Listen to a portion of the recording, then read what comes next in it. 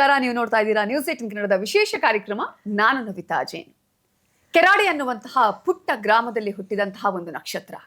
ಆ ನಕ್ಷತ್ರ ಇದೀಗ ಕನ್ನಡ ನೆಲದ ಮಣ್ಣಿನ ನಂಬಿಕೆ, ಸಂಪ್ರದಾಯ, ಆಚರಣೆಯನ್ನ ಜಗತ್ತಿನೆಲ್ಲೆಡೆ ಪಸರಿಸಿ ದೃಶ್ಯ ಕಾವ್ಯವನ್ನ ಬೆಳಗ್ತಾ ಇರುವಂತಹ ನಕ್ಷತ್ರವಾಗಿದೆ. ಪ್ರಮುಖವಾಗಿ ನಾವು ಗಮನಿಸಬೇಕಾಗಿರುವಂತಹ ವಿಷಯ ಅಂತ ಹೇಳಿದ್ರೆ, ಈ ಒಂದು ಜಗತ್ತಿನೆಲ್ಲೆಡೆ ಪಸರಿಸುವಂತಹ ನಕ್ಷತ್ರದ ಮಧ್ಯಭಾಗದಲ್ಲಿ ಯಾವ ರೀತಿಯಾಗಿ ಅಡೆತಡೆಗಳು ಉಂಟಾಯಿತು, ಆ ಅಡೆತಡೆಗಳೆಲ್ಲವನ್ನ ಕೂಡ ನಿವಾರಿಸಿಕೊಂಡು ನಕ್ಷತ್ರ ಜನರಿಗೆ ಬೆಳಕು ಕೊಡುವಂತಹ ಪ್ರಯತ್ನವನ್ನ ಮಾಡ್ತಾ ಇದೆ. ಅದು ಮತ್ಯಾವುದೂ ಅಲ್ಲ, ಪ್ರಮುಖವಾಗಿ ಕಾಂತಾರ ಚಾಪ್ಟರ್ 1 ಹೇಗೆ ಇದೀಗ ನಿಮ್ಮ ಮುಂದೆ ಮೂಡಿ ಬರ್ತಾ ಇದೆ ಅನ್ನೋದು ದೃಶ್ಯ ಕಾವ್ಯದ ವೈಭವವನ್ನ ನಾವು ನೋಡ್ತಾ ಇದ್ದೀವಿ.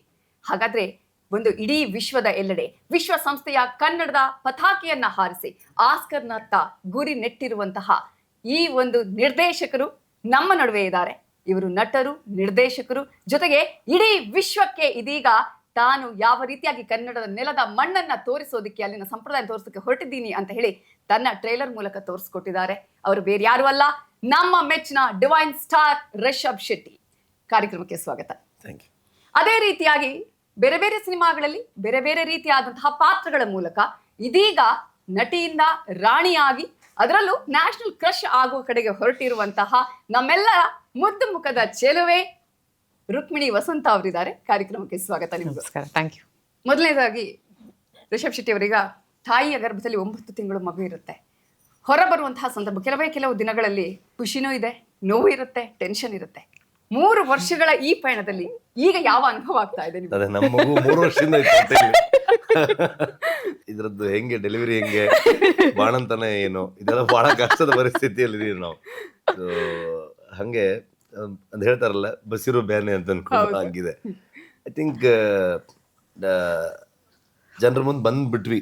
ಏನು ಅಂದ್ರೆ ನಮ್ಮ ಕೈಯಲ್ಲಿ ಏನಿಲ್ಲ, ಇನ್ನು ನಮ್ಮ ಕೈಯಲ್ಲಿ ಏನೇನು ಮಾಡಕ್ ಸಾಧ್ಯತೆ ಇದೆ ಎಲ್ಲ ಕೆಲಸಗಳನ್ನು ಮಾಡಿ ಆ ಸಿನಿಮಾನ ಅಪ್ಲೋಡ್ ಮಾಡಿ ಮೇ ಬಿ ಇವತ್ತು ಸಾಯಂಕಾಲ ಅಥವಾ ನಾಳೆಯಿಂದ ಶುರು ಆಗುತ್ತೆ. ಜನರಿಗೆ ಬಿಟ್ಟಿದ್ದೀವಿ. ಅಂದರೆ ಅದೊಂದು ಅದ್ಭುತ ಜರ್ನಿ ಆಸ್ ಅ ರೈಟರ್, ನನಗೆ ಆಸ್ ಅ ಡೈರೆಕ್ಟರ್ ಆಗ್ಬೋದು, ಆ್ಯಕ್ಟರ್ ಆಗ್ಬೋದು, ಅಥವಾ ಒಟ್ಟಾರೆ ಒಬ್ಬ ಸಿನಿಮಾದವನಾಗಿ ಏನು ಬೇಕಾದ್ರೂ ಆಗಲಿ. ನನಗೇನು ಪರ್ಟಿಕ್ಯುಲರ್ ಹಿಂಗೆ ಇರಬೇಕಂತ ಏನಿರಲಿಲ್ಲ, ಸಿನಿಮಾದಲ್ಲಿ ಇರಬೇಕನ್ನೋದು ಇಷ್ಟ ಇದ್ದಿದ್ದು. ಬಟ್ ಪ್ರತಿದಿನವೂ ಪ್ರತಿ ಹಂತವೂ ಕಲಿಯೋಕ್ಕೊಂದು ಅದ್ಭುತ ಅವಕಾಶ. ಈ ಪ್ಯಾನ್ ಇಂಡಿಯಾ ಕಾನ್ಸೆಪ್ಟಲ್ಲಿ ಎಲ್ಲ ಭಾಷೆಯಲ್ಲೂ ಒಟ್ಟಿಗೆ ತಯಾರು ಮಾಡುವಂಥ ಸಿನಿಮಾಗಳ ಸರದಿಯಲ್ಲಿ ಮೊದಲನೇ ಚಿತ್ರ ಆ ಲೆಕ್ಕಕ್ಕೆ ನನಗಿದು ಫಸ್ಟ್ ಫಿಲ್ಮ್ ಥರದ ಎಕ್ಸ್ಪೀರಿಯೆನ್ಸ್. ಸೊ ನೋಡೋಣ, ಹೋರಾಟ ಜನರನ್ನ ಎಂಟರ್ಟೈನ್ ಮಾಡಬೇಕನ್ನೋದು, ಜೊತೆಗೆ ಒಂದಷ್ಟು ನಮ್ಮ ವಿಚಾರಗಳನ್ನು ಸಿನಿಮಾದ ಮುಖಾಂತರ ಹೇಳಬೇಕು ಅನ್ನೋಂಥದ್ದು, ಜನರಿಗೆ ತಲುಪುತ್ತೆ ಅನ್ನುವಂಥ ನಂಬಿಕೆ.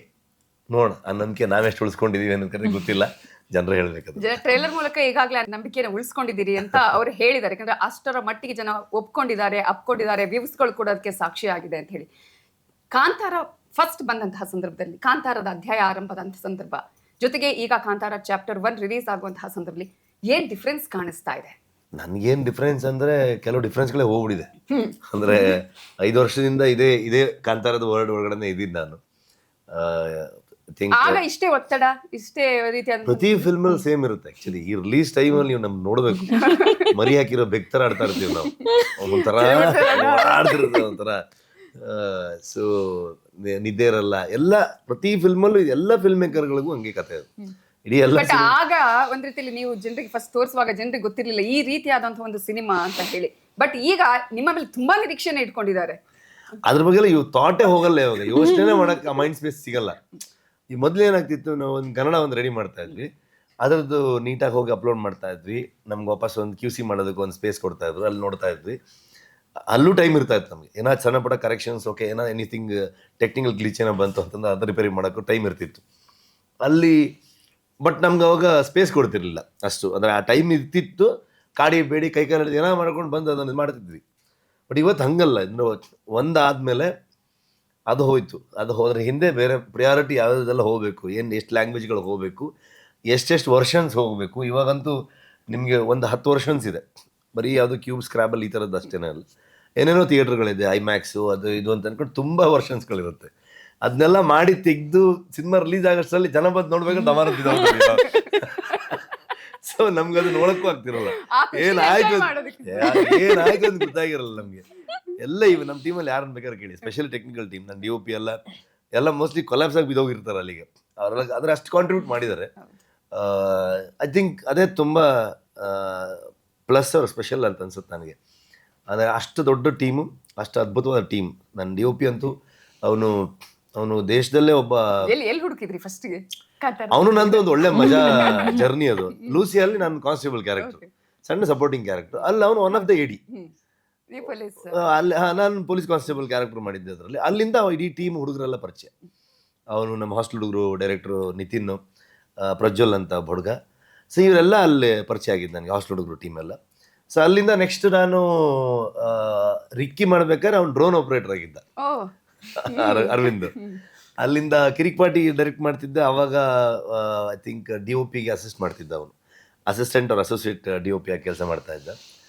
ಬೆಲ್ ಬಾಟಮ್ ಮಾಡಬೇಕಾದ್ರೆ ಅವನು DOP ಆದ. ಅದಕ್ಕೆ ಒಂದು ಬ್ಯೂಟಿಫುಲ್ ಜರ್ನಿ ಅದು ನಮ್ದು. ಅಂದರೆ ಒಂದೊಂದು ಸಿನಿಮಾದಿಂದ ಇಬ್ರಿಗೂ ಒಂದೊಂದು ಹಂತ ತೊಗೊಂಡು ಹೋಗ್ತಾ ಇದೆ ಅದು. ಆ್ಯಂಡ್ ಅಲ್ಟಿಮೇಟ್ಲಿ ಫಸ್ಟ್ ಲಾಕ್ಡೌನಲ್ಲಿ ಎಲ್ಲರಿಗೂ ಫೋನ್ ಮಾಡಿ ಒಂದು ಸಿನಿಮಾ ಮಾಡೋಣ ಬಂದರು ಅಂತಂದೆ. ಎಲ್ಲ ನಮ್ಮ ಈ ಮೇಕಪ್ ಹುಡುಗರೆಲ್ಲ ಇಲ್ಲೇ ಇದ್ದಾರೆ. ಸೊ ಏನು ಮಾಡ್ತಿದ್ರು ಎಲ್ಲ ಊರಲ್ಲಿ ಇದೀವಣ, ಏನು ಲಾಕ್ಡೌನ್ ಅಲ್ಲ, ಬಂದ್ರ ಕೆಲಸ ಮಾಡೋಣ, ಈ ಲಾಕ್ಡೌನ್ ಕಟ್ಕೊಂಡು ನಮಗೇನು ಆಗಬೇಕಾಗಿದೆ, ಏನೋ ಮಾಡ್ಬೇಕು, ನಾವು ಸಿನಿಮಾ ನಿಲ್ಸ್ಬಿಡ್ತೀವಿ ಹಂಗಾದ್ರೆ ಅಂತ. ಇಲ್ಲ ಮಾಡೋಣ ಬನ್ನಿ, ಎಲ್ಗೋಗೋದಂತ. ಬನ್ನಿ ಹೇಳ್ತೀನಿ ನಾನು ಒಂದು. ಎಲ್ಲ ಅಲ್ಲಲ್ಲ ಅವ್ರವ್ರ ಊರದ್ದೆಲ್ಲ ಪರ್ಮಿಷನ್ ಹಾಕಿ ಅವಾಗೆಲ್ಲ ಜಿಲ್ಲೆಯಿಂದ ಜಿಲ್ಲೆ ಬರ್ಬೇಕಾದ್ರೆ ಪರ್ಮಿಷನ್ ತಗೋಬೇಕು. ಸೊ ಹಿಂಗೆಲ್ಲ ಮಾಡಿ ಕ್ವಾರಂಟೈನ್ ಬೇರೆ ಅಲ್ಲಿ ನಾವು ಕ್ವಾರಂಟೈನ್ ಆಗಿದ್ದ. ಆಮೇಲೆ ಹೋಗಿ ಎಲ್ಲರೂ ಚಿಕ್ಕಮಗಳೂರು ಹತ್ರ ಒಂದು ಲೊಕೇಶನಲ್ಲಿ ಒಂದು ಬಿಲ್ಡಿಂಗಲ್ಲಿ ನಾವು 24 ಜನ ಎಲ್ಲ ಅಲ್ಲೇ ಇದ್ವಿ.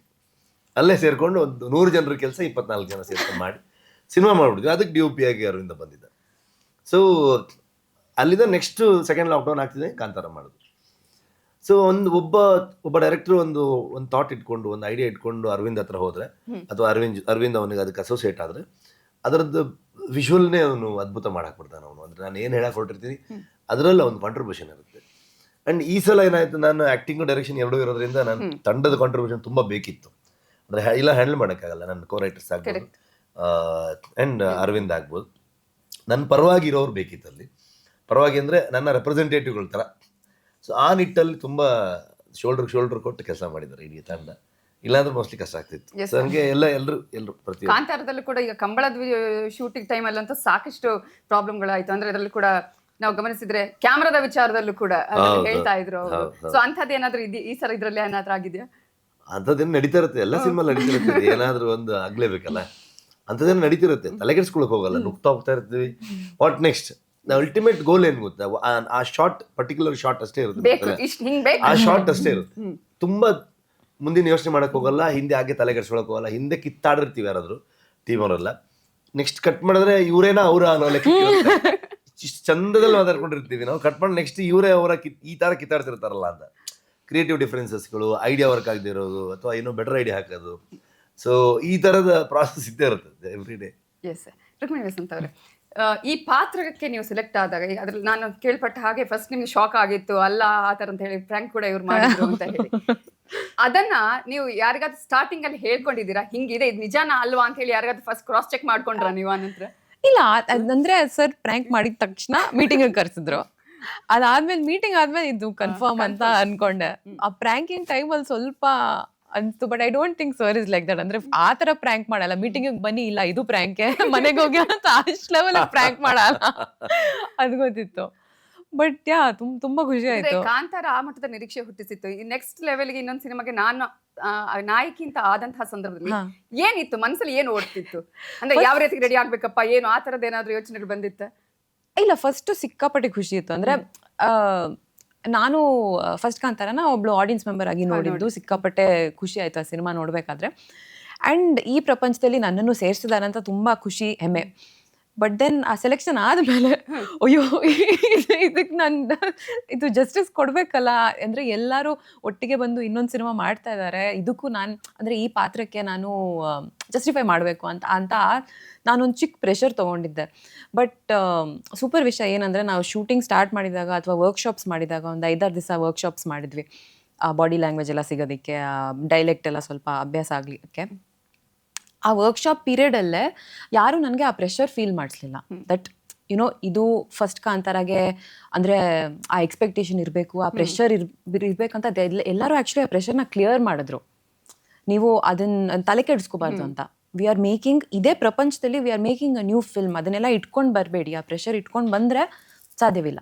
ಸೊ ಅದನ್ನ ತೆಕ್ಕೊಂಡು ಈ ಕ್ಯಾರೆಕ್ಟರ್ ನಾವು ಹೆಂಗೆ ಕಟ್ಬೋದು, how do we make this fit into the world of Kantara ಅಂತ ಆ ಥರ ಒಂದು ಕ್ರಿಯೇಟಿವ್ ಜರ್ನಿ ಇದ್ದಾಗ ತುಂಬ ಖುಷಿ ಆಗುತ್ತೆ. ಆ ಪ್ರೆಷರ್ ಇದ್ರೆ ಕೆಲಸನೇ ಮಾಡೋಕ್ಕಾಗಲ್ಲ. ಓಕೆ, ಇವರಿಗಾದ್ರೆ ನಮ್ಮ ಆ ಭಾಗದೆಲ್ಲ ಗೊತ್ತು, ಕಲ್ಚರ್ ಹಿಂಗೆ ಏನು ಮಾತಾಡ್ತಾರೆ ಏನು ಹಾಕಂತ. ಏನೇನು ಕಲ್ತ್ರಿ ನೀವು? ಡೈಲೆಕ್ಟ್ ಕಲಿತೆ, ಅದು ತುಂಬ ಮುಖ್ಯ. ಅಂದ್ರೆ ಚೂರ್ ಕಲಿತೆ. ಇಲ್ಲ ಬೇಡ ಇಲ್ಲ ಹಿಂಗೆ ಸ್ಪಾಟ್ ಅಲ್ಲ. ಬಟ್ ಐ ಥಿಂಕ್ ನಮ್ಮ ಡಬ್ಬಿಂಗ್ ಎಲ್ಲ ಮಾಡಬೇಕಾದ್ರೆ ನಮ್ಮ ರೈಟಿಂಗ್ ಟೀಮ್ ಇದ್ರಲ್ಲ, ಅನಿ ಅವರು, ಗುರು ಅವರು, ನಮ್ಮ ಸೂಫ್ರಮ್ಸ್ ರವಿ ಅಣ್ಣ ಅವರು ಸಿಕ್ಕಾಪಟ್ಟೆ ಹೆಲ್ಪ್ ಮಾಡ್ತಾ ಇದ್ರು. ಅಂದರೆ ಪದೇ ಅದನ್ನು ಪ್ರಾಕ್ಟೀಸ್ ಮಾಡಿಬಿಟ್ಟು, ಅಥವಾ ಅದು it should not sound artificial, ಸ್ವಲ್ಪ ನ್ಯಾಚುರಲ್ ಆಗಿ ಬರಬೇಕು ಅಂತ. ಸೊ ಅದರಲ್ಲಿ ತುಂಬ ಹೆಲ್ಪ್ ಕೊಟ್ಟರು ಎಲ್ಲರೂ. ಎಸ್, ಆಯ್ಕೆ ಹೇಗಾಯ್ತು ಇವ್ರದ್ದು? ಸಪ್ತಸಾಗರದ ಆಚೆ ಪ್ರೀಮಿಯರ್ ಬೇರೆ ಯಾರಾದ್ರೂ ಇದ್ರೆ ಅದಕ್ಕಿಂತ ಮುಂಚೆ ಇಲ್ಲಿ ಯೋಚನೆ ಮಾಡ್ತಾ ಇದ್ದೆ, ಯಾರನ್ನು ಸೆಲೆಕ್ಟ್ ಮಾಡೋದು ಇದಕ್ಕೆ, ಈ ತರ ಕ್ಯಾರೆಕ್ಟರ್ ಅಲ್ಲ ಇದು, ಹೆಂಗೆ ಯೋಚನೆ ಮಾಡ್ತಾ ಇದ್ವಿ. ಜನರಲಿ ನನಗೆ ನ್ಯೂ ಕಮರ್ಸ್ ಇದ್ರೆ ಈಸಿ ಆಗಿಬಿಡುತ್ತೆ, ಬಿಕಾಸ್ ಅದು ಅಭ್ಯಾಸ ಇಲ್ಲ ನಮ್ಗೆ, ಅಚ್ಚೆ. ಮತ್ತೆ ಒಂದು ಯಾವುದು ಯಾವ ಪಾತ್ರಗಳದ್ದು ಹಿನ್ನೆಲೆ ಇರಲ್ಲ ಅವ್ರಿಗೆ, ಅದೊಂಥರ ಬ್ಯಾಗೇಜ್ ಥರನೂ ಆಗ್ಬಿಡುತ್ತೆ. ದೋ ಸಮ್ ಪ್ಲಸ್ ಪಾಯಿಂಟ್, ಕೆಲವು ನೆಗೆಟಿವ್ ಪಾಯಿಂಟ್ ಆಗ್ಬಿಡುತ್ತೆ. ಇವಾಗ ಇವರಿಗೇನೆ ಸಪ್ತಸಾಗರದ ಆಚೆ ಪುಟ್ಟಿ ಥರದೊಂದು ಎಕ್ಸ್ಪೆಕ್ಟೇಷನ್ ಬಂದ್ಬಿಟ್ರೆ ಇಟ್ಸ್ ಡಿಫ್ರೆಂಟ್, ಕಂಪ್ಲೀಟ್ಲಿ ಡಿಫ್ರೆಂಟ್. ಅದನ್ನ ಹೋಗ್ಸೋದು ತುಂಬ ಟೈಮ್ ತೊಗೊಳುತ್ತೆ. ಇಷ್ಟು ಟೈಮ್ ಓಕೆ, ಈಗ ಅದಕ್ಕೆ ಗ್ಯಾಪ್ ಆಯಿತು, ಪಕ್ಕಾ ಇದಾಗಿದೆ, ನಮ್ದು ಲುಕ್ ಆ್ಯಂಡ್ ಫೀಲ್ ಎಲ್ಲವೂ ಬೇರೆನೇ ಅನ್ನೋ ಥರದಲ್ಲಿ. ಇನ್ ಕೇಸ್ ಇಮಿಡಿಯೇಟ್ ನೆಕ್ಸ್ಟ್ ಅದು ಬಂತು ಅಂತ ಅನ್ಕೊಂಡು 6 ಮಂತಲ್ಲಿ ನಮ್ಮ ಫಿಲ್ಮ್ ಬರುತ್ತೆ, ಮುಂಚೆ ಶೂಟ್ ಮಾಡಿದ್ರೆ ಅವಾಗ ತುಂಬ ಕಷ್ಟ. ತುಂಬ ಯಾವುದೋ ಕ್ಯಾರೆಕ್ಟರ್ನ ಯಾರೋ ಇಷ್ಟಪಟ್ಬಿಟ್ಟಿರ್ತಾರೆ ಆಡಿಯನ್ಸು. ಸೊ ಅದನ್ನು ಸಡನ್ನಾಗಿ ಅದು ಚೇಂಜ್ ಆದ ತಕ್ಷಣ ಅವ್ರಿಗೊಂದು ಅಡ್ಜಸ್ಟ್ ಆಗೋದು ಕಷ್ಟ ಆಗ್ಬಿಡುತ್ತೆ. ಅದು ಎಷ್ಟು ಜಸ್ಟಿಸ್ ಮಾಡಿದ್ರೂ ತುಂಬ ಇದಾಗುತ್ತೆ. ಹಾಗಾಗಿ ನಾರ್ಮಲಿ ಹೊಸಬರಿಗೆ, ಥಿಯೇಟರ್ ಆರ್ಟಿಸ್ಟ್ಗಳಿಗೆ ಈ ಥರ ಹೋಗೋದು, ನಾನು ಆಡಿಷನ್ ಮಾಡಿ ಸೆಲೆಕ್ಟ್ ಮಾಡಿ ಹೋಗ್ತಾ ಇರ್ತೀವಿ. ಸೊ ಅಲ್ಲಿ ಕೆಲವ್ರಿಗೆ ಆ್ಯಕ್ಟಿಂಗ್ ಬರೋರು ಬರ್ತಾರೆ, ಆ್ಯಕ್ಟಿಂಗ್ ಬಲ್ದೇರು ಬರ್ತಾರೆ. ನಾವು ವರ್ಕ್ಶಾಪ್ ಮಾಡಿಕೊಂಡು ಆ ಪಾತ್ರಕ್ಕೆ ಹೇಗೇನೆಲ್ಲ ಮಾಡ್ಬೋದು ಅವ್ರ ತಯಾರಿನ ಅನ್ನೋ ಥರದಲ್ಲಿ. ಸೊ ಸಪ್ತ ನಮ್ಮದೇ ಟೀಮು, ರಕ್ಷಿತ್, ಹೇಮಂತ್ ರಾಯರು. ಯಾವಾಗಲೂ ರಕ್ಷಿತ್ ಸಿಕ್ಕಿದಾಗೆಲ್ಲ ಕೇಳ್ತಾನೆ ಇದ್ವಿ ಇವರಿಬ್ಬರು ಪರ್ಫಾರ್ಮೆನ್ಸ್ ಬಗ್ಗೆ. ಒಂದು ವರ್ಕ್ಶಾಪ್ ಮಾಡಿ ಒಂದು ಫೋಟೋಶೂಟ್ನ ಬಿಟ್ಟಿದ್ದಾರೆ. ಆ್ಯಕ್ಚುಲಿ ತುಂಬ ಚಂದ ಪೇರ್, ಅದೊಂದು ಆ ಜೋಡಿ ನೋಡೋಕ್ಕೆ ಅಷ್ಟು ಖುಷಿ ಅನ್ನೋ ಥರದ್ದು ಕಾಣಿಸ್ತಿತ್ತು ನಮಗೆ. ಆ್ಯಂಡ್ ಆ ಕ್ಯಾರೆಕ್ಟರ್ ಮಧ್ಯೆ ಇರುವಂಥ ಇದೆಲ್ಲ. ಸೊ ಅವಾಗ ಒಬ್ಬ ನಟ, ಒಂದು ನಟಿ ಇಷ್ಟೆಲ್ಲ ಅದಕ್ಕೆ ಕಾಂಟ್ರಿಬ್ಯೂಟ್ ಮಾಡ್ಬೋದು ಅಂತ ಅಂದಾಗ 100% ಅವ್ರನ್ನ ನಮ್ಮ ಕ್ಯಾರೆಕ್ಟರ್ ಏನಿದೆ, ನಮ್ಮ ಪಾತ್ರಗಳೇನು ಕ್ರಿಯೇಟ್ ಮಾಡಿರ್ತೀವಿ ಅದಕ್ಕೆ ಅವ್ರು ಜಸ್ಟಿಸ್ ಮಾಡ್ತಾರೆ ಅನ್ನೋ ಥಾಟ್ ಇದ್ದೇ ಇತ್ತು. ಸೊ ಸಪ್ತ ನೋಡಿದ ತಕ್ಷಣ ನಾನು ಪ್ರಗತಿ ನೋಡ್ತಿದ್ವಿ, ಆಚೆ ಇದ್ರು ಇವ್ರು. ಆ್ಯಕ್ಚುಲಿ ಈಚೆ ನಾವು ಇದು ಕನಕವತಿ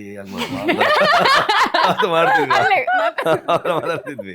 ಹೌದು ಅಲ್ಲೇ ಸರಿ ಮುಗಿಸ್ಕೊಂಡು ಬಂದ್ವಿ. ಥಿಂಕ್ ಇಲ್ಲೇ ಊಟಕ್ಕೆ ಬಂದಿದ್ವಿ ನಾವೆಲ್ಲ, ಫುಲ್ ಸಪ್ತದ ಟೀಮು, ನಾನು ಪ್ರಗತಿ ಎಲ್ಲ ಜಾಯ್ನ್ ಆಗಿದ್ವಿ. ಅವಾಗ ರಕ್ಷಿತ್ ನಮ್ಮ ಜೊತೆ ಕೂತಿದ್ದ. ಮೋಸ್ಟ್ಲಿ ಇವ್ರನ್ನ ಇದು ಮಾಡೋಣ, ಸೆಲೆಕ್ಟ್ ಮಾಡೋಣ. ಮಗ ನಾನು ಹೇಳ್ತೀನಿ ಯೋ ನೀನು ನ್ಯೂಸ್ ಚಾನಲ್ ತರ ಇಲ್ಲೇ ಬ್ರೇಕಿಂಗ್ ನ್ಯೂಸ್ ಮಾಡೋದು, ಬ್ರೇಕಿಂಗ್ ನ್ಯೂಸ್ ಬ್ರೇಕಿಂಗ್ ಯಾರು ಮಾಡ್ತಾರೆ ಹೇಳಿ, ಆಯ್ತಾ? ಸೊ ಈಗ ಮಾಡ್ಬೇಡ ನೀನು, ಇರು ಒಂದು ಸ್ವಲ್ಪ ಎಲ್ಲ ಕರೆಕ್ಟಾಗಿ ಕಾಂಕ್ರೀಟ್ ಎಲ್ಲ ಆದ್ಮೇಲೆ ಆಮೇಲೆ ನೀನೇ ಹೇಳ್ಬೋದಪ್ಪ ಅಂತ. ಆಮೇಲೆ ನಾನೇ ಹೇಳೋತರ ಈಗ ನೀವು ಅಂತ ಅನ್ಕೊಂಡು. ಸೊ ಅವ್ರಿಗೂ ಅಂದರೆ ಯಾರಿಗೆ ಏನೇ ಒಂದು ಪಾತ್ರ ಹೇಳಿದಾಗ ಅವ್ರಿಗೊಂದು ಎಕ್ಸೈಟ್ಮೆಂಟ್ ಇರ್ಬೇಕು ಯಾವತ್ತು.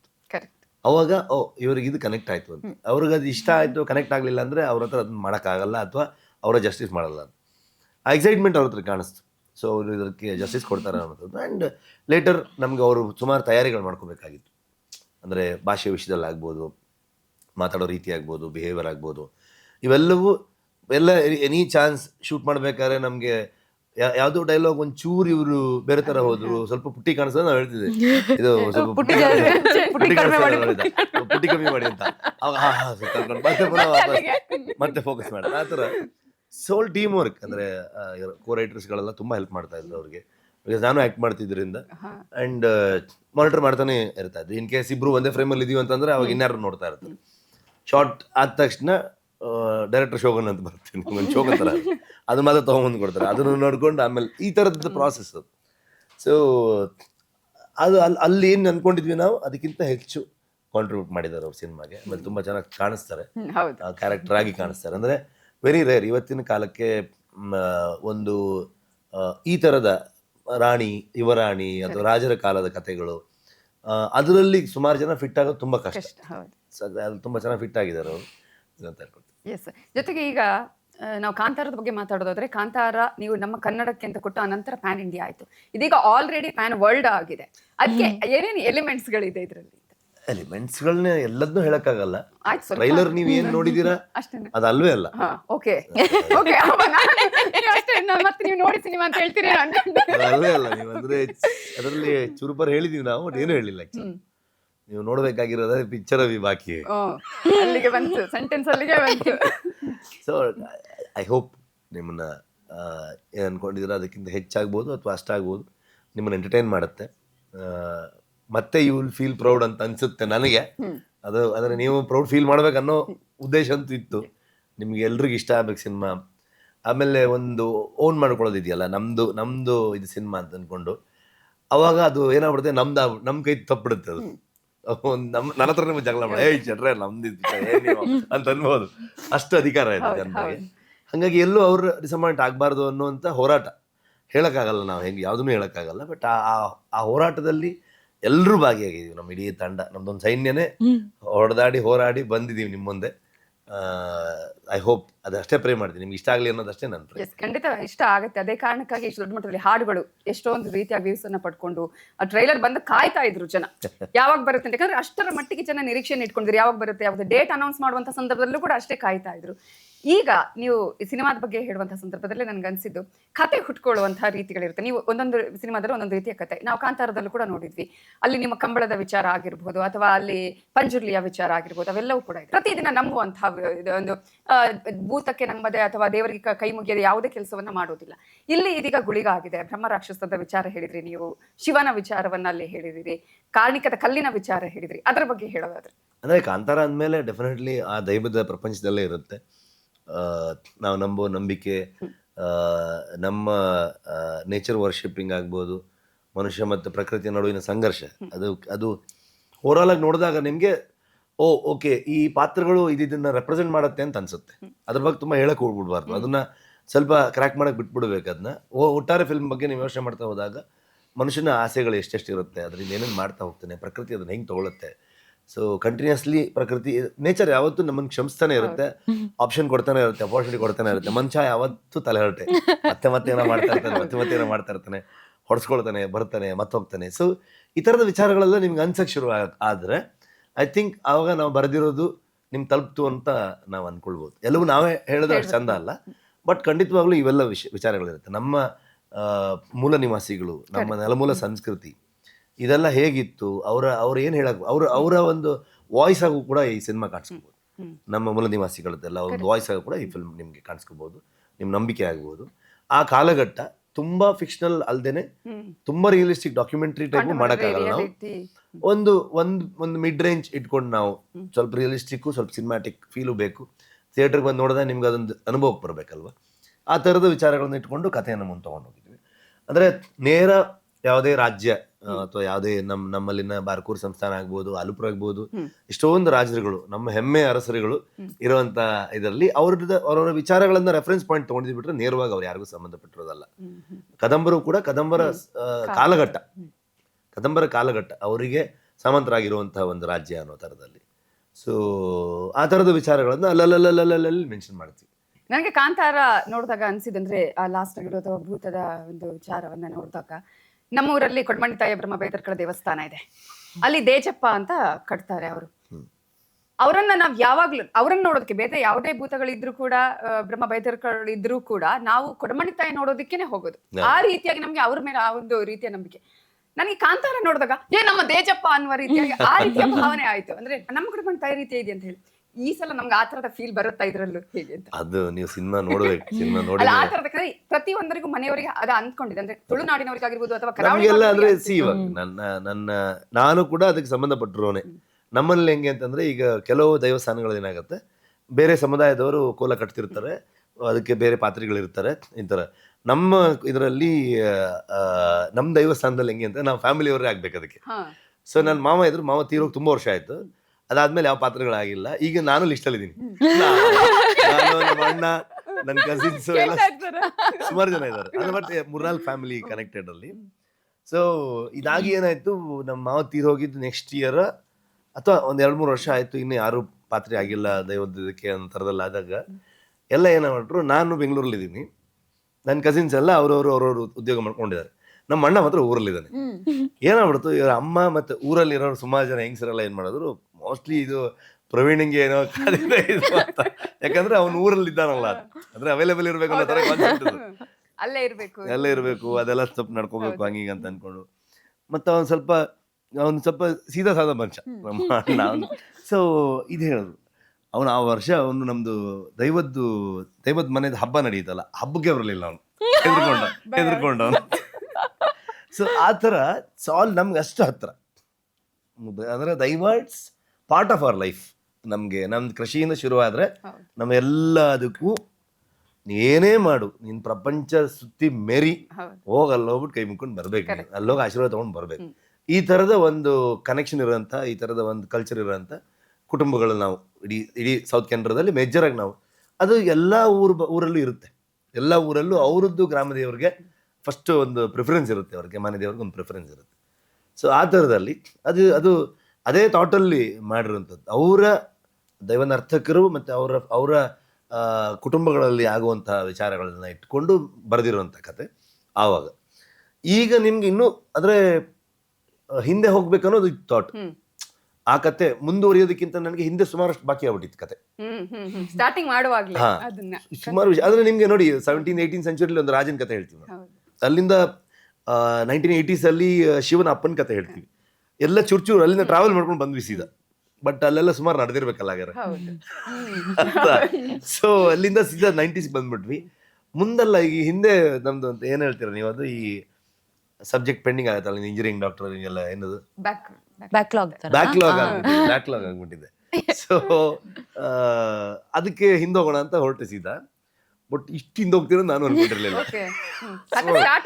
ಇಷ್ಟು ಹಿಂದೆ ಹೋಗ್ತೀನೋ ಅನ್ಕೊಂಡಿಲ್ಲ. 1600 ವರ್ಷ ಹಿಂದೆ ಹೋಗ್ತಾರೆ ಸೀದಾ.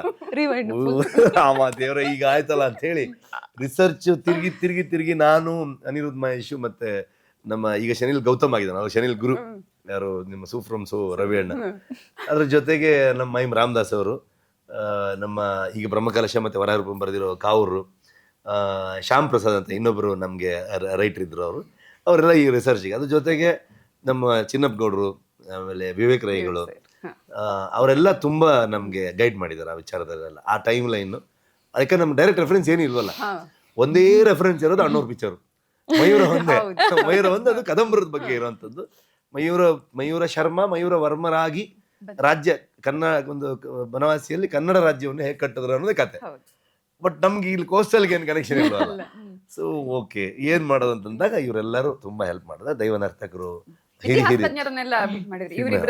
ಜೊತೆಗೆ ಮಂಗಳೂರಲ್ಲಿರುವಂತ ಆರ್ಕೈವ್ ಆಗ್ಬೋದು, ಅಲ್ಲಿ ಸಂಬಂಧಪಟ್ಟರು ಆ ಟೈಮ್ಲಿ ಏನಂದ್ರೆ ಸುಮಾರು ಅಂದ್ರೆ ಎಕ್ಸಾಕ್ಟ್ ಅಲ್ಲಿಗೆ ಹೋಗಿ ಆಗದೆ ಹೋದ್ರು ಕೂಡ ಹಿಂದೆ ಏನೇನೆಲ್ಲ ನಡೀತು ಅನ್ನೋದು ಇದೆಯಲ್ಲ, ಅದು ನಮ್ಗೆ ಒಂದು ಪೋರ್ಟ್, ಒಂದು ಬಂದರನ್ನು ಕ್ರಿಯೇಟ್ ಮಾಡ್ಬೇಕಂತಂದ್ರೆ ನಮ್ಗೊಂದಷ್ಟು ಐಡಿಯಾ ಬೇಕಾಗುತ್ತೆ. ಆ ಟೈಮಲ್ಲಿ ಏನೇನೆಲ್ಲ ವ್ಯಾಪಾರ ವಹಿವಾಟುಗಳು ನಡೀತಿತ್ತು, ಹಡಗುಗಳು ಹೇಗಿತ್ತು, ಈ ಥರದ್ದೆಲ್ಲ ಬೇಕಾಗುತ್ತೆ.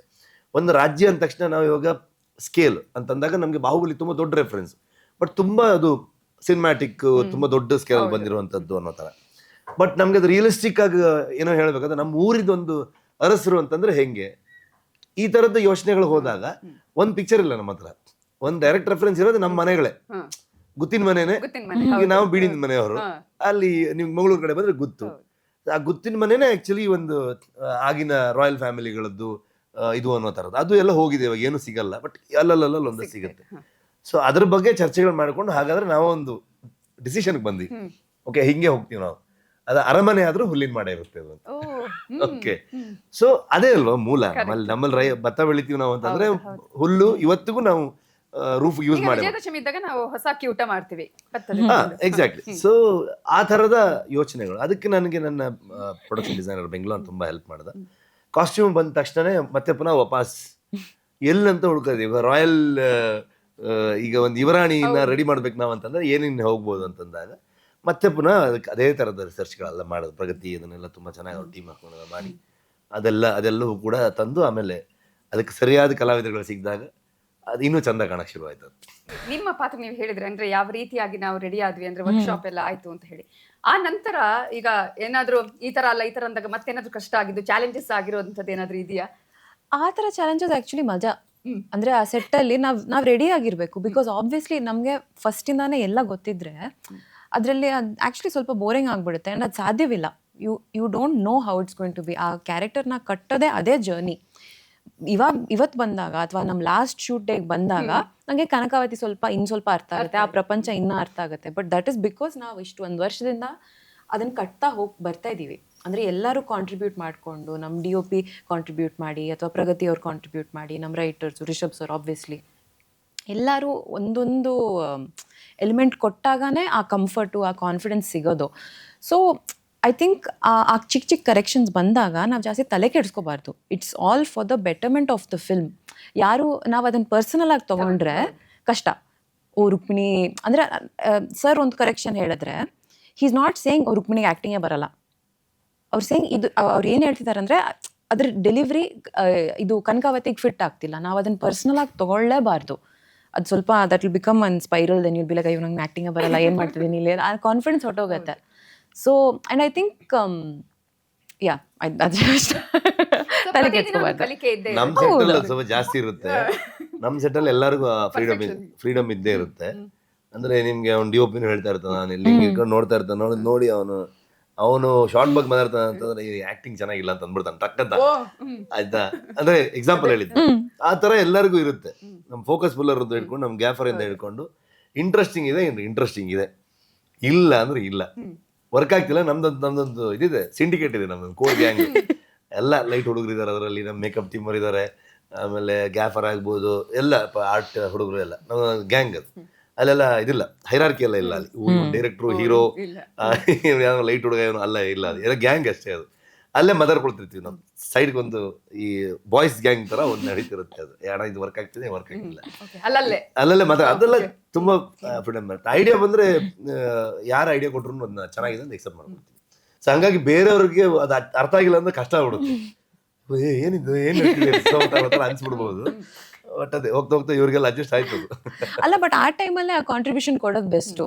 ಬಿಕಾಸ್ ಅಲ್ಲಿ ಒಂದು ಟೇಕ್ ಮಾಡಿಬಿಡೋಣ, ಪರವಾಗಿಲ್ಲ. ಲೈಕ್ ಯು ಕ್ಯಾನ್ ಜಸ್ಟ್ ಅಲ್ಲೇ ಶೇಪ್ ಮಾಡೋದು, ಅದನ್ನ ನಾವು ಆ ಕ್ಷಣದಲ್ಲೇ ಅದನ್ನ ಶೇಪ್ ಮಾಡ್ತಾ ಹೋಗ್ಬೇಕು. ಸೊ ಇಟ್ಸ್ ಪರ್ಸನಲ್ ಆಗಿ ತಗೋಬಾರ್ದು ಅಷ್ಟೇ. ಮೂವಿಯಲ್ಲೂ ಕೂಡ ಅದೇ ರೀತಿ ಕಾಣೋದಕ್ಕೆ ಸಿಗುತ್ತೆ. ಆ ನಂತರ ಇದೆಲ್ಲ ಆದ್ಮೇಲೆ ಅಂತ ಹೇಳಿ ಏನೇ ಜಗಳ ಆದ್ರೂ, ಕೋಪ ಆದ್ರೂ, ಆಮೇಲೆ ಚೆನ್ನಾಗಿ ಬಂದಿರುತ್ತಲ್ಲ ಅದು ಅಂತ ಹೇಳಿ. ಅಂದ್ರೆ ಅಷ್ಟು ಕೊಲಾಬ್ರೇಷನ್ ಇತ್ತು ಸೆಟ್ ಅಲ್ಲಿ. ಅಂದ್ರೆ ಜಗಳ ಕೋಪ ಎಲ್ಲ ನಾನಿರೋ ಜಾಗದಲ್ಲಿ ಆಗಲ್ಲ. ಅದು ಆ ಧೈರ್ಯ ಯಾರು ಮಾಡಲ್ಲ. ಅದನ್ನ ಏನು ನಂದಿರುತ್ತೆ ಬಿಟ್ರೆ ಎಲ್ರು ಅಂದ್ರೆ ಟೀಮ್ ಅಷ್ಟು ಅದ್ಭುತವಾದ ಟೀಮ್. ಜಗಳ ಪಿಗ್ಗೆಲ್ಲ ಹೋಗೋಕ್ಕೆ ಬಿಡಲ್ಲ ನಮ್ಮಲ್ಲಿ. ಅದು ಹೋಗೋದ್ವಿ ಇಲ್ಲ. ಎಲ್ಲ ಗಲಾಟೆ ಆದ್ರೆ ಪಟ್ಟಂದ ಯಾಕ್ರ ಅಂತ ಹೇಳಿದ್ರೆ ಹುಡುಗರೆಲ್ಲ ಆರಾಮಾಗಿ ಸಮಾಧಾನ ಆಗ್ತಾರೆ. ಬಟ್ ಕೊಲಾಬ್ರೇಷನ್ ಇದೆಯಲ್ವ, ಎಲ್ಲರೂ ಒಬ್ಬೊಬ್ಬರ ಐಡಿಯಾಗಳನ್ನ ಎಕ್ಸ್ಚೇಂಜ್ ಮಾಡ್ತಾ, ಕಾಂಟ್ರಿಬ್ಯೂಟ್ ಮಾಡ್ತಾ, ಡಿಸ್ಕಷನ್ ಮಾಡಿಕೊಂಡು ಹೋಗುವಂಥದ್ದು ಅದು. ಯಾಕಂದ್ರೆ ನಾವು 4 ಜನರಿಗೆ ನಾವು 3 ಜನ ಇದ್ದೀವಿ ಇಲ್ಲಿ. ನಮ್ಮ 3 ಜನರಲ್ಲಿ ಯಾರೋ ಒಬ್ರಿಗೆ ಒಂದು ಡೌಟ್ ಬಂತು. ಆ ಡೌಟ್ ನನ್ನ ಹತ್ರ ಆನ್ಸರ್ ಇಲ್ಲ, ಅಥವಾ ಅದು ಜಸ್ಟಿಫೈ ಮಾಡ್ತಿಲ್ಲ. ಈಗ ನಾನು ಹೇಳ್ತಿರೋ ವಿಷಯ ಜಸ್ಟಿಫೈ ಮಾಡ್ತಿಲ್ಲ. 3 ಜನರಲ್ಲಿ ಒಬ್ರಿಗೆ ಅಂದ್ರೆ 1/3 ಆಗೋಯ್ತಲ್ಲ ಇಲ್ಲಿ. ನಿಮ್ಗೆ ಅಲ್ಲಿಗೆ 135% ವರ್ಕ್ ಆಗ್ತಿಲ್ಲ, ಅಲ್ಲಿ ವಿಷಯ ಪ್ರಾಬ್ಲಮ್ ಇದೆ ಅಂತ ಆಯ್ತು ಅಲ್ಲಿಗೆ. ಸೊ ಹಂಗಾದ್ರೆ ಅದನ್ನ ಅಡ್ರೆಸ್ ಮಾಡ್ಲೇಬೇಕಲ್ಲ. ಸೊ ಯಾಕಂದ್ರೆ ಅದು ಆಡಿಯನ್ಸ್ ಪರ್ಸ್ಪೆಕ್ಟಿವ್ ಇಂದ ಬರೋಂಥದ್ದು. ಅದು ಈ ಆಂಗಲ್ ಅಲ್ಲಿ ಇರ್ತೀವಿ ಯಾವಾಗ. ಕೆರಾಡಿಯಲ್ಲಿ ಆಯ್ತು ನಾವು ಅಂದ್ರೆ ಕಾಂತಾರದ ಶೂಟಿಂಗ್ ಗಳೆಲ್ಲ ಅಂತ. ಇದು ಎಲ್ಲೆಲ್ಲಿ ಲೊಕೇಶನ್ಗಳಲ್ಲಿ? ಅಲ್ಲೇ ಮೇಲ್ಗಡೆಗೆ ಒಂದು ನಾನು ಸ್ಟಾರ್ಟಿಂಗ್ ಅಲ್ಲಿ ಶಿವನ ಅಪ್ಪನ ಕ್ಯಾರೆಕ್ಟರ್ ಮಾಡ್ಬೇಕಾದ್ರೆ ಮಗನಿಗೆ ಹೇಳ್ತಾ ಬರ್ತೀನಲ್ಲ, ಹೇಳ್ತಾ ಬರೋದು ಒಂದು ಪಾರಿ. ಅದು ಹಯಂಗಾರ ಪಾರಿ ಅಂತ ಟೇಬಲ್ ಟಾಪ್ ತರ ಇದೆ. ಅದು ಬೆಟ್ಟದ ಮೇಲೆ, ಇಟ್ಸ್ ಬ್ಯೂಟಿಫುಲ್ ಲೊಕೇಶನ್. ಅದು ಅಲ್ಲಿಗೆ ಬರ್ತೀನಲ್ಲ, ಅದ್ರದ್ದು ಈ ಕಡೆಗೆ ಲಾಸ್ಟ್ ಟೈಮ್ ಕಾಂತಾರ ಮಾಡಿದ್ದು, ಇದ್ರ ಈ ಕಡೆ ಆಲ್ಮೋಸ್ಟ್ ಎಲ್ಲ ಅಲ್ಲೇ. ಅದಕ್ಕೋಸ್ಕರ 3 ರಿಂದ 5 ವರ್ಷದಲ್ಲಿ ನೀವು ಸಿಗ್ಲೇ ಇಲ್ಲ. ಕೆರಾಡಿ ನಮ್ಮ ಊರಲ್ಲೇ ಇದ್ವಿ ನಾವು ಅಷ್ಟೇ. ಒಂದು ಊರಲ್ಲೇ ವ್ಯವಸಾಯ ಮಾಡ್ಕೊಂಡಿದ್ದಂಗೆ ಆಯ್ತು ನಮ್ಗೆ. ನನಗಂತೂ ನಮ್ಗೆ ಹ್ಯಾಪಿ. ನನಗೆ ಈಗ ಬರೋಕ್ಕೆ ಸಿಟಿ ಅರ್ಥನೇ ಆಗ್ತಿಲ್ಲ. ಫಸ್ಟ್ 25 ಇಯರ್ಸ್ ಮುಂಚೆ 2000 ಟೈಮಲ್ಲಿ ಬಂದಿದ್ದು ನಾನು ಇಲ್ಲಿಗೆ. ಅವಾಗ ಫಸ್ಟ್ ಟೈಮ್ ಕೆರಾಡಿಯಿಂದ ಬಂದಾಗ ಬೆಂಗಳೂರಲ್ಲಿ ಎಲ್ಲ ಸರ್ಕಲ್, ಎಲ್ಲ ರಸ್ತೆ ಒಂದೇ ತರ ಕಾಣಿಸೋದು. ಅಲ್ಲ, ಊರಿಂದ ಬಂದವ್ರಿಗೆಲ್ಲ ಯಾವ ಊರಿಂದ ಬೆಂಗಳೂರು ಬಂದ್ರೆ ಹಂಗೆ ಅನ್ಸುತ್ತೆ. ಈಗ ವಾಪಸ್ ಹಂಗೆ ಅನ್ಸಕ್ಕೆ ಶುರು ಆಗ್ಬಿಟ್ಟಿದೆ. ಏನು ಗೊತ್ತಾಗ್ತಿಲ್ಲ. ಎಲ್ಲ ಹುಡುಗ ಕರ್ಕೊಂಡು ಹೋಗ್ತಾರೆ, ಬಚಾವ. ಒಬ್ಬನೇ ಹೋಗೋದಾದ್ರೆ ಗ್ಯಾರಂಟಿ ಲಾಕ್. ನಾನು ಮತ್ತೆ ಎಲ್ಲಿ ಅಂತ ಹುಡುಕ್ಬೇಕೆಲ್ಲ ಮ್ಯಾಪ್ ಹಾಕೊಂಡು ಹಂಗಾಗ್ಬಿಟ್ಟಿದೆ. ಈಗ ಒಂಥರ ಬಿಟ್ರೆ ಓಡೋಗ್ಬಿಡ್ತೀನಿ, ವಾಪಸ್ ರಿಲೀಸ್ ಆಗ್ಬಿಟ್ರೆ ವಾಪಸ್ ಊರಿಗೆ ಹೋಗೋಣ ಅಂತ ಇದೆ ತಲೆಯಲ್ಲಿ. ಆಕ್ಟರ್ ಮತ್ತು ಡೈರೆಕ್ಟರ್ ಎರಡು ಕ್ಯಾಪ್ ಅನ್ನ ನೀವು ತೊಟ್ಟಿರೋದ್ರಿಂದ ನಿಮ್ಗೆ ಅಲ್ಲಿ ಏನಾದ್ರು ಚಾಲೆಂಜ್ ಆಯ್ತಾ ನಿಮ್ಗೆ ಅಂತ ಹೇಳಿ? ಚಾಲೆಂಜ್ ಅಂದ್ರೆ ಈಗ ನನ್ನ ಮಗ ಡೈರೆಕ್ಟರ್ ಇನ್ಮೇಲೆ ಡೇಟ್ ಕೊಡ್ಬಾರ್ದು ಡಿಸೈಡ್ ಮಾಡಿದೆ. ನಾನೇ ಕೊಡಲ್ಲ ಅವ್ನಿಗೆ ಡೇಟ್ ಅಂತ. ಇವಾಗ ಪರ್ಸನಾಲಿಟಿ ಮಾಡ್ಕೊಂಡ್ರೆ ಆಚೆ ಈಚೆ. ಸೊ ಸಾಕಾಗ್ಬಿಟ್ಟಿದೆ, ಯಾವ ಮಾಡ್ತಾನೆ ಹಂಗಿದೆ. ಸೊ ಚಾಲೆಂಜ್ ಅನ್ನೋದಕ್ಕಿಂತ ಆ ಪಾತ್ರ ಜೊತೆ ಅಲ್ಲ ನಾನು ನೀವು ಅಲ್ಲಿ ನಿಮ್ಮ ಆಕ್ಟಿಂಗು ಇರಬೇಕು, ಜೊತೆಗೆ ನಿಮ್ಮ ಡೈರೆಕ್ಷನ್ ಅಲ್ಲೇ ಹೌದು. ಇರಬೇಕಾಗೋದ್ರಿಂದ ತುಂಬಾ ಒಂಥರ ಡೈರೆಕ್ಷನ್ ಈಸಿ ಕಂಪೇರ್ ಮಾಡಿದ್ರೆ. ಓಕೆ ಅಂದ್ರೆ ಅದರದ್ದೇ ಆದಂಥ ಚಾಲೆಂಜಸ್ ಇದ್ದೇ ಇರುತ್ತೆ. ನಾನು ಜಾಸ್ತಿ ಪ್ರಿಫರ್ ಮಾಡ್ತೀನಿ, ನಾನು ಬರೀ ಡೈರೆಕ್ಟ್ ಮಾಡೋದು ತುಂಬ ಪ್ರಿಫರ್ ಮಾಡ್ತೀನಿ ನಾನು. ಇದಕ್ಕೆ ನಾನು ಯಾವ ಆಕ್ಟರ್ ತಗೊಂಬಂದ್ರೆ ಓಡೋಗ್ಬಿಡ್ತಾರೆ ಅವ್ರು, ಗ್ಯಾರಂಟಿ ತಪ್ಸ್ಕೊಂಡು ಹೋಗ್ಬಿಡ್ತಾರೆ ಯಾರ. ಅಂದ್ರೆ ನೀವು ನಮ್ಮ ಟೀಮಲ್ಲಿ ಯಾರು ಕೇಳಿದ್ರೆ ಹೇಳ್ತಾರೆ ಅದನ್ನ. ಅಂದ್ರೆ ಬಿಟ್ಟು ಫೋನೆಲ್ಲ ಬ್ಯಾಟ್ರಿ ಗಿಟ್ರಿ ತೆಗಿಬಿಡ್ತಾರೆ. ಅವಾಗೆಲ್ಲ ನಾವು ಆಫ್ ಮಾಡ್ತಿರಲ್ಲ ಫೋನ್, ಬ್ಯಾಟ್ರಿ ತೆಗೆದ್ರೆ ನಾಟ್ ರೀಚಬಲ್ ಆಗೋದು, ಹೌದು ಓಡೇ ಹೋಗ್ಬಿಡ್ತಿದ್ರೇನೋ. ಅಂದ್ರೆ ಹಂಗೆ ನನಗೆ ಸಾಕಾಗಿದೆ, ಸಾಕಂತ. ಅಲ್ಲ ಬಿಕಾಸ್ ಆ ಸ್ಕೇಲ್ಗೆ ಅಂದ್ರೆ ಪರ್ಫಾರ್ಮೆನ್ಸ್ ಇದೆ. ಇಟ್ಸ್ ಲೈಕ್ ಆಕ್ಷನ್ಗೂ ತುಂಬಾ ಎಕ್ಸ್ಪೆಕ್ಟೇಷನ್ಸ್ ಇದೆ ಆ ರೋಲ್ನ ಸ್ವಲ್ಪ ಜಸ್ಟಿಸ್ ಕೊಡೋದಕ್ಕೆ, ಅಥವಾ ಪರ್ಫಾರ್ಮೆನ್ಸಲ್ಲೂ ಲೈಕ್ ಇಂಟೆನ್ಸ್ ಸೀನ್ಸಲ್ಲೂ ಕೂಡ. So I think aside from Rishab sir ಯಾರು ಆ ಥರ ಐ ಥಿಂಕ್ ಜಸ್ಟಿಸ್ ಕೊಡೋದು ಕಷ್ಟ. ಅದಕ್ಕೆ ಸಾಕು, ಇನ್ ಡೇಟ್ ಕೊಡಲ್ಲ ಈ ಡೈರೆಕ್ಟರ್ಗೆ ಅಂತ ಡಿಸೈಡ್ ಮಾಡಿದ್ದೀನಿ ನಾನು. ಸೊ ಮತ್ತೆ ಹಿಡ್ಕೊಂಡು ಹೋಗ್ತಾನೆ ಅನ್ನೋ ಭಯ. ಬಟ್ ಎಲ್ಲರೂ ನಿರೀಕ್ಷೆ ಅಂತ ಮಾಡ್ತಾರೆ, ಆಕ್ಟರ್ ಮತ್ತು ಡೈರೆಕ್ಟರ್ ಎರಡೂ ಕ್ಯಾಪ್ ಇವ್ರು ತೊಡಬೇಕು ಅಂತ ಹೇಳಿ. ಈ ಕತೆಗೆ ಬರೋದಾದ್ರೆ ಇದರಲ್ಲಿ ಒಂದ್ ಕಡೆ ಈಶ್ವರಂದು ಇರೋದ್ರಿಂದ ದಕ್ಷ ಅಂದ್ರೆ ಅವ್ರದ್ದು ಯಜ್ಞದ್ದು ಏನಾದ್ರು ಆ ರೀತಿಯ ಪೌರಾಣಿಕ ಬ್ಯಾಕ್ ಗ್ರೌಂಡ್ ಇದೆಯಾ ಇದ್ರಲ್ಲಿ? ಇಲ್ಲ, ಅಲ್ಟಿಮೇಟ್ಲಿ ಎಲ್ಲ ದೈವಗಳು ನಮ್ಗೆ ಶಿವಗಣಗಳೇ. ದೈವದ ವಿಚಾರ ಬಂತಂದ್ರೆ ಶಿವನಿ ಡೈರೆಕ್ಟ್ ಕನೆಕ್ಷನ್. ಸೊ ಈಶ್ವರನ ಗಣಗಳು ಅಂತ ಅನ್ಕೊಂಡೆ ಹೇಳುವಂಥದ್ದು. ಸೊ ಆ ಥರದ ಎಲ್ಲ ನಿಮ್ಗೆ ವಿಚಾರಗಳು ಸಿಗ್ಬೋದೇ ಹೊರತು ಇದೆಲ್ಲ ಆ ಥರದ ಇದಕ್ಕೆ ಹೋಗಲ್ಲ. ಆಮೇಲೆ ಚಂದ್ರನ್ ಹಾರೋದೊಂದು ಇದೆಯಲ್ಲ, ತುಂಬಾ ಅಲ್ಟಿಮೇಟ್ ಆಗಿ ಬಂದಿದೆ ಅದು ಟ್ರೈಲರ್ ಅಲ್ಲಿ. ನಮ್ಗೆ ಗೊತ್ತಿಲ್ಲ ಅಂದ್ರೆ ಸಿನಿಮಾದಲ್ಲಿ ಏನೇನಿದೆ ಅದ್ರಲ್ಲಿ ಚೇಂಜಸ್ ಅಂತ ಹೇಳಿ ಇನ್ನೊಂದಷ್ಟು ಈ ರೀತಿ ಅದ್ಭುತಗಳು ನಮಗೆ ಸಿಗಬಹುದು. ಯಾರ ಐಡಿಯಾ ಅದು? ಟ್ರೈಲರ್ ಅಲ್ಲಿ ತೋರಿಸಿರೋ ಅಷ್ಟು ಶಾರ್ಟ್ ಸಿನಿಮಾದಲ್ಲಿ ಇರುತ್ತೆ. ಓಕೆ, ಅದು ನಂದೇ ಐಡಿಯಾ ಅದು. ಸೊ ಆ scene it's very important scene. So ಅಂದ್ರೆ ಒಂದು ಮೂಮೆಂಟ್ ಇದೆ ಅದು. ಸೊ ಅದು ಅಷ್ಟು ಚಂದ ಮಾಡಿ ಶೂಟ್ ಮಾಡಿರೋದು ಅರವಿಂದ. ಟೆಕ್ನಿಕಲಿ ಅದನ್ನ ಹಿಂಗೆ ಹೋಗೋಣ ನಾವು ಅನ್ನೋದನ್ನ ತುಂಬಾ ಟೇಕ್ ಆಯ್ತಾ ಅದು? ಸುಮ್ಮನೆ ಬೇಕಾಗಿದೆ. ಅದಕ್ಕೆ ನಾನು ಹೇಳಿದೆ, ಅಷ್ಟು ಚೆನ್ನಾಗಿ ಬಂದಿದೆ. ಅದಕ್ಕೆ ಹೇಳಿದ್ದ ನಾನು, ಈ ಡೈರೆಕ್ಟರ್ ನಾನು ಡೇಟ್ ಕೊಡೋಲ್ಲ ಸಾಕಂತ ಆಗಿದೆ. ಕೆಲವೆಲ್ಲ ಹಿಂಗೆ ಆಗ್ಬಿಡುತ್ತೆ, ಒನ್ ಸಿಂಗಲ್ ಟೇಕ್ ಆಗ್ಬಿಡುತ್ತೆ. ಮಲ್ಟಿಪಲ್ ಟೇಕ್ಸ್ ಏನಕ್ಕೆ ಆಗುತ್ತೆ ಅಂತಂದ್ರೆ ಎಲ್ಲವೂ ಒಟ್ಟಿಗೆ ಸೇರಿ ಕೂಡ್ಕೊಂಡು ಬರ್ಬೇಕದು.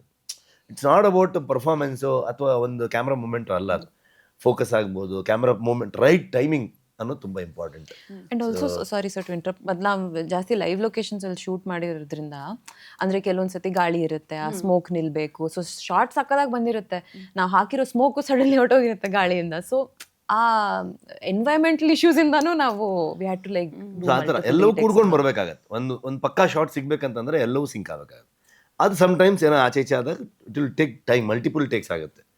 ಸೊ ಪ್ರೊಡ್ಯೂಸರ್ ಬಂದು ಮಾಸ್ಟರ್ಗೆ ವಾರ್ನಿಂಗ್ ಕೊಡೋ ಥರ ಎಲ್ಲ ಆಗೋಯ್ತು. ಆಮೇಲೆ ಅವ್ರು ಬಿಟ್ಬಿಡಿ ನಾನೇ ಮಾಡ್ತೀನಿ ಅಂತ ಹೇಳಿ ಹಂಗೆ ಒಂದು I think 1 short 30+ takes action. ಅದು ಹೆವಿ ಇತ್ತದು.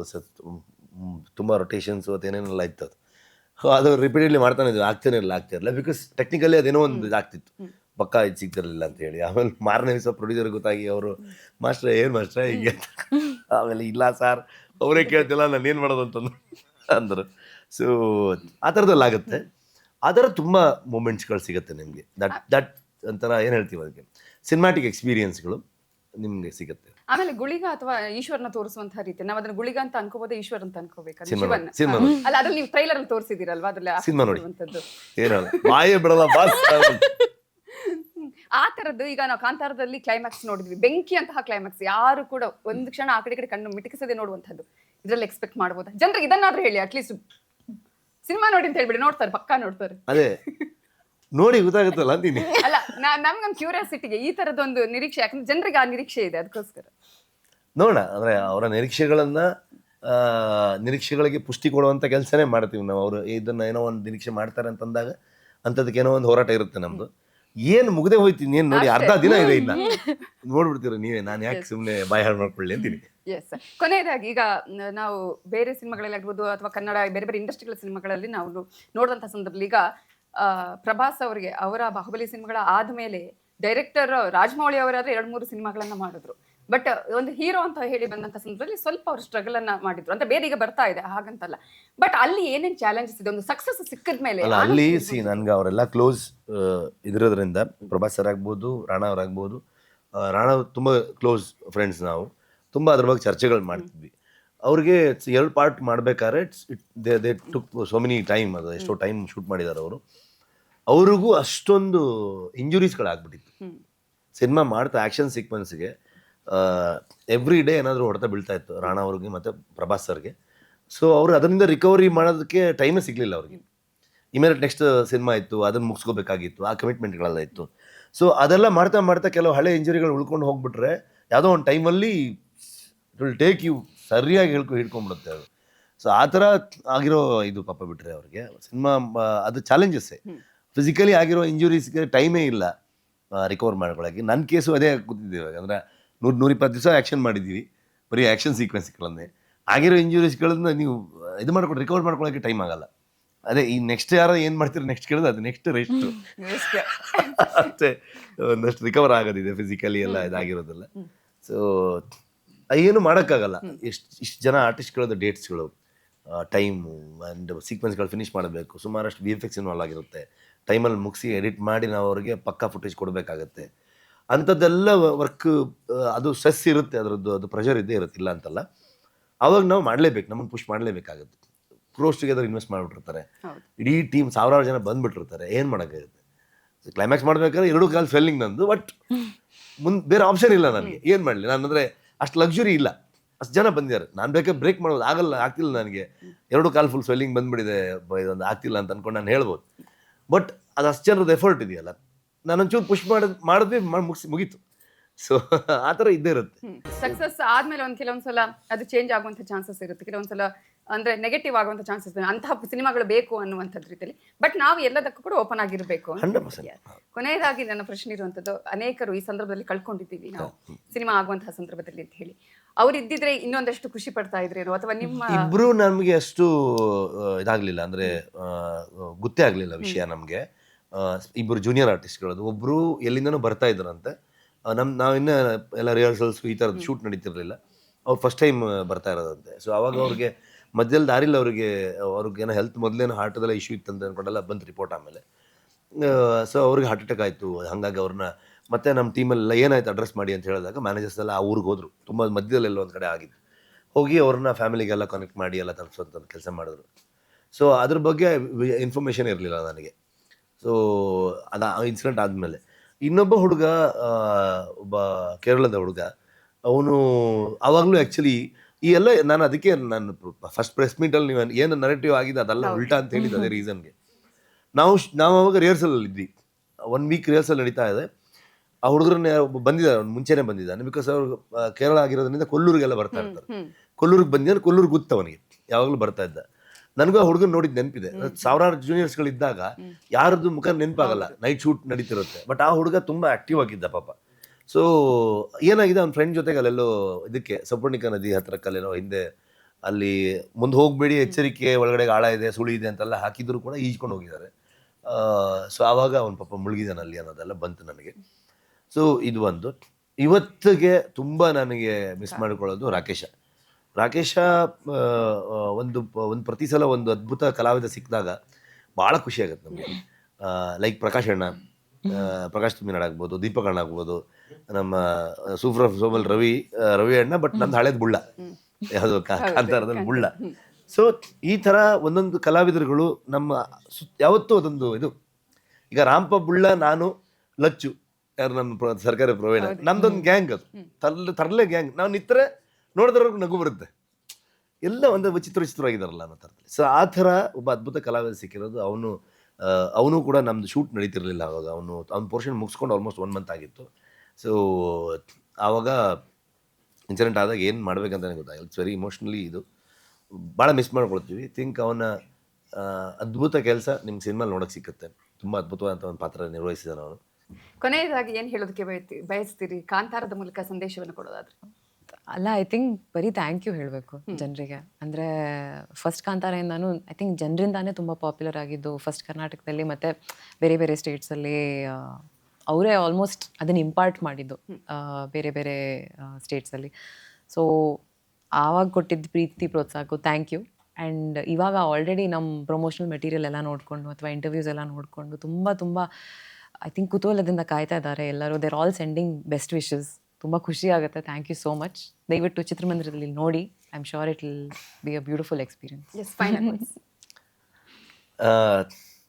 ನಾಳೆ ಸಿಗೋಣ.